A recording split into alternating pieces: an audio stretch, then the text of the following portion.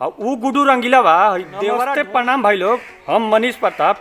हम बताओ तनी करो भाई लोग, भोजपुरी के आज तक के सबसे अश्लील कलाकार गुडू रंगीला बा।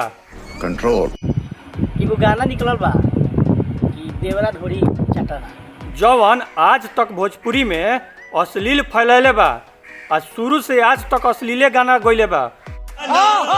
भौजी के ढोरी चढ़ता, भौजी के ढोरी चढ़ता, भौजी के ढोरी चढ़ता। एक बार से बिहार के कुछ नहीं के बोले लगे। हम बताओ तनी करो ओकर गाना के कोनो एल्बम के पोस्टर पे के नाम उठा के देख लीजा, अगर नामवा पढ़ लेम जा तो रउआ लोग के लाज लगी। देवरा अपना मौगी के ढोरी चटता के न चटेला, हम ना चटी तो तू जाके चटबका। और ऊ गुडू रंगीला बा देवरा ढोरी चटना बा सॉन्ग के बतावता कि अश्लील नहीं के, ओकर अर्थ बतावता। लागता कि इहो अपना घर में ई गाना सुने ला अपन मेहरानू बेरी अपन भाभी बेरी, तबे एकरा लागता कि गाना अश्लील नहीं के, अर्थ बतावता।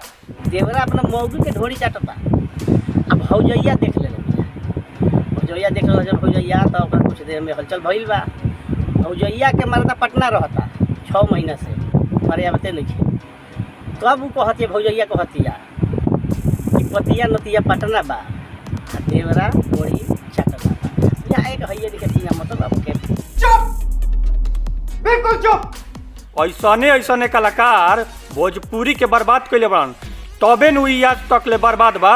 आई आज तक ले देखो अभी कहाँ बा, कौनो एकर ठिकाने नहीं थे। टाटा गुड बाय गया। तो भाई लोग, रउए सभे के लागता कि गाना अश्लील नहीं थे। अगर अश्लील नहीं थे तो रउआ लोग कमेंट में बताई जा, अश्लील बात तबो कमेंट में बताई जा। अब भाई लोग, ये वीडियो जेकरा जेकरा अच्छा लगे तो लाइक करी, शेयर करी, सब्सक्राइब करी। जय हिंद, जय भारत।